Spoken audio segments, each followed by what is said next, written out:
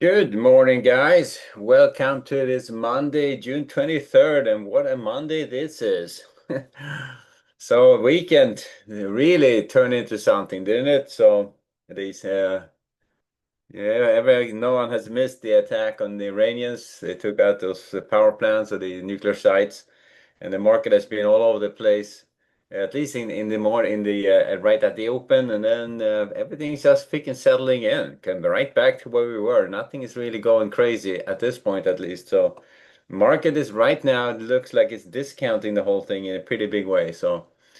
It's interesting. So I was looking at this. The oil is more oil when it opened, and it spiked pretty hard, and it pretty much retraced right back to that 73, 74 level, and that's where it's holding right now. So the markets are discounting this whole thing as anything is going to keep going, and but we will see. Let's just count on a few volatile days here until things start getting settled. Uh, News. Let me see. I'm going to pull this together like this. News this morning, we have nothing at 8:30, but we get 9:45, we get the PMI composite. 10 o'clock, we get the existing home sales. Yeah, a bunch of Fed speakers today as well. Waller spoke earlier on. Bauman speaks at 10. Goolsby at 1:10. It's like a bunch of Fed speakers coming up. But news, 9:45 and 10 o'clock, and that's about it. Tuesday, we got housing data. Jerome Powell is testifying, I guess, on Tuesday as well. Wednesday is also, Powell is also speaking more home sales data. We have 2-year auction, 5-year auctions coming up on Tuesday, Wednesday, 7-year on Thursday, GDP read on Thursday. On Friday, we get a personal income number. That's your PCE read. I'm going to give you some information about inflation on that one. So I've got news coming out throughout the week. I think the dominating news is always going to be the Iran situation and what happens there, how that plays out. Can set the market out, set the markets off in either direction. Just depends what happens. So I would start off range bound at this point. The fact that we haven't seen a massive amount of selling right now, it just tells you that this market is discounting this right now. But watch the lower edges. If they start taking out that 59.85, stay on the short side. They start taking out the 60,070, stay on the long side. So it's pretty straightforward shot to get started this morning. I would expect the market to have a negative reaction. I thought it's going to be a lot bigger in the London session, not so much. And I mean, I can't quite see a rally, but if it starts rallying, I think in the longer term you're going to see a rally out of it because there's a lot of a big threat that's been removed, a big amount of uncertainty that's been removed in the long term. But in the short term, we have a lot of uncertainty as this whole thing developing. So I would be expecting the short side to be the more likely one right now, at least if the uncertainty persists. But to get started, starting off range bound, looking to buy weakness, 6,005s, 6,000s, 59.85 to 90s for rotations back up. Looking for short setups against 6,030s, 6,040s, 6,050s for rotations back down. And 6,065 up here, these up the 60, 65 up here. If they start taking out this guy in the 75s, I would just stay on the long side if they come out. But still looking for shorts against that 60, 60s and 60, 70s for rotations back down again. So pretty straightforward stuff. It's not going to be super aggressive on the 6020s. It's a little bit we're trading right there, so I'm discounting that for now. But on the way down here, I'm looking to buy against that 6,005 to 10s, the 6,000s, the 59.85 to 90s for rotations back out. If they start trading below that 85.90, that would stay on the short side. If they start trading above that 65.70, these two resistance areas up here, I would stay on the long side.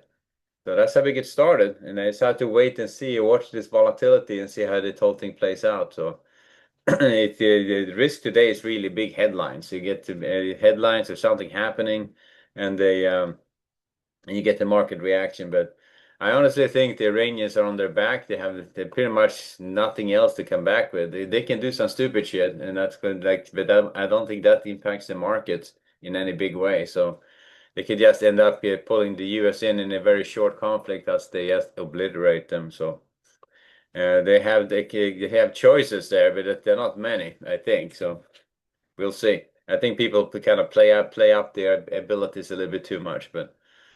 At this point, they've been shooting missiles for a while against the Israelis, and they've been degraded pretty heavily. So, not sure how long those guys are going to be able to hold on.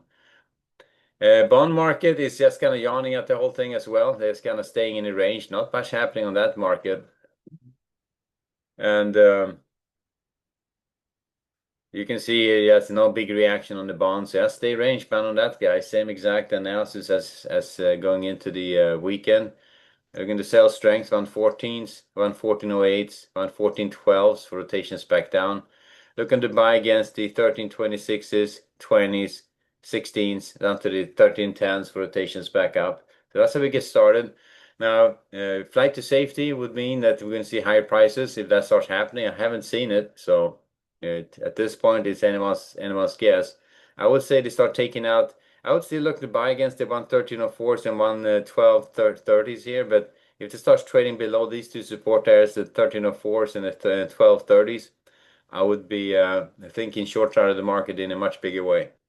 But at this point, I don't think that's likely. If anything, it's going to be flight to safety driving these prices higher and the stock market lower. That's kind of what would be the default reaction. So I'm not thinking a big moves to the downside at this point. If anything, I would be looking at a retracement or moves to the upside here, maybe higher prices, maybe an attempt to test this 14, 16s, maybe even higher. But that would be more consistent with the flight to safety. And Nasdaq, same story there. Pretty much a non-reaction right now. Initially, the gap down, big gap down. We started retracing pretty hard. They're right back to where we left it. So starting off range bound, looking to sell strength. Watch that upper edge, 22,100s. Above that one, stay on the long side. Below the 21,700, stay on the short side. And we are right smack in the middle. So at this point, looking to buy against that. 780s, 740, 780s, 750s down to the 700s for rotations back up.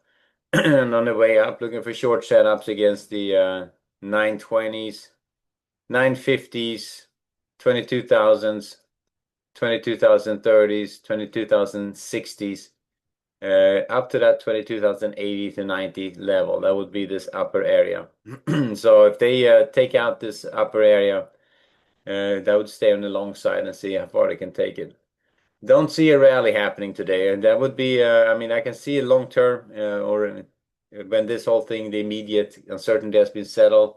Yes, the world is going to be a lot less, well, it's going to be a lot safer with those nukes taken off the table. So that's a good sign, and I think that's going to be a positive reaction in the long term. But in the short term, we're still dealing with that fallout and all the potential crap these guys can make up and get going. But I do think they have a choice to make if they're going to be able to stay in power, if they even can do that at this point. Who knows? But anyway, so that's market doesn't react too much in that internal politics. It's probably going to react to the US getting sucked into something. That's going to be the reaction if that starts happening. So looking for shorts, looking to buy against support at this point against the 780s, 750s down to that 700 for rotations back up. Below that 700, stay on the short side. And looking to sell strength, 920s, 960s, 970s, 22,000, 2230, 2260, 2280s, yeah, 2290s for rotations back down again. So that's how we get started on the Nasdaq. What is the Nasdaq? Starting off flat out range band, given where we are at. So let's see how that whole thing develops. And then finally, oil and gold. Zooming through this a little bit because the analysis is flat out range band where we started, but there's a big freaking uncertainty out there about the reaction from what the Iranians going to do next, if that's how big or whatever they're going to end up doing. And as I said, I'm not sure they have too much too much left to do. I mean, I think they've been shooting off most of their stuff, and it's starting running out of gas at this point. So uh, gold reaction there too, where pop to the upside, retrace right back down to where we left it. So and the range bound gold as well. So I mean, at this point, let me see gold on the capital flow side of things. Um, you can see to be gapped up here and then right back down again, and we are not pretty much range bound at this point. If this starts trading above that, this and no, this is oil. Sorry, this is oil. That's not the one I wanted. This is oil, gold. There it is. So gold gapped up to this upper level of resistance, backed off, still staying in this area. They actually took it quite a little bit lower too, but they're pretty much right back up here into this upper area of this range they were trading in before the weekend. So yeah, starting off range bound on gold, not necessarily looking at the big move one way or the other.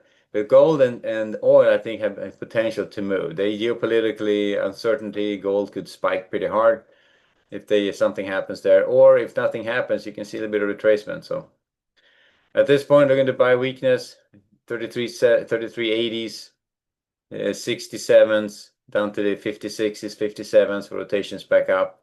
They're going to get short against resistance. I would start at the 8890s, 95s, 3405s up to the 3415s for rotations back down. They start trading above that 3415s, 14 to 15, stay on the long side. And if they start trading below 3357s, stay on the short side. Otherwise, look to fade the edges back to the mean. So that's gold. Everything's back in a holding pattern. It's very interesting. Oil, they had a margin raise this going into the start of they spiked pretty hard on oil. That was a big reaction to the upside. So back to oil here. So you saw they spiked way up here to the 78, 79s. That was crazy for a second there. And as the market opened, they just started drifting lower, lower, lower, and right back to where we started. So non-reaction on oil is a good sign. And I think that threat of closing Strait of Hormuz is going to last about 5 seconds. If they start trying to do that, it's going to be obliterated. It's going to take out the whole Navy, and that's it. So they have options. None of them are good for the Iranians, and I don't think the markets are counting on any big things happening there. That's a good sign. We'll see if that can hold out or not. So starting off, I would say on the long side on oil, if anything, given the uncertainty, I think the chances can spike to the upside is probably bigger than they're going to retrace. But if they start trading below the 72.80s, 73.20s, these two support areas, they could head lower. That could be like, yeah, everything is done. They're not going to do much. So, but at this point, starting off, looking to buy weakness, 74s, 73.60s, 73.20s, down to that 72.70s for rotations back up. And on the way up, looking for shorts against the 74.50s and 74.90 to 75s. Not going to be very aggressive on that one at all. So, but at least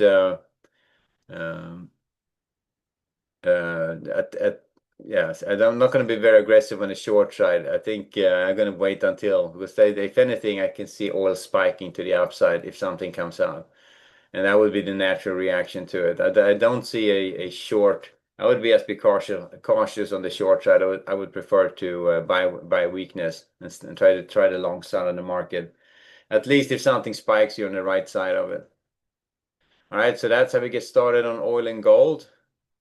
Back to the ES, and so far, yeah, everything is in a holding pattern. So that's how we get started. And given this whole thing, major change in the world dynamics, major change, and the market is just shrugging it off.